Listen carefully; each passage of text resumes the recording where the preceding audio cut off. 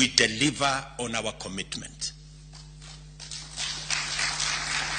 I have seen on TV screens people from all corners of Kenya saying, we listened to you guys. We want to know when the delivery of your commitment is going to begin.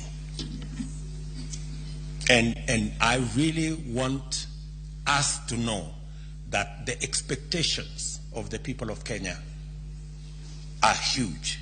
And therefore, we do not have the luxury of wasting any time. I want to urge you, all of us, we need all hands on deck, and we don't have time to waste.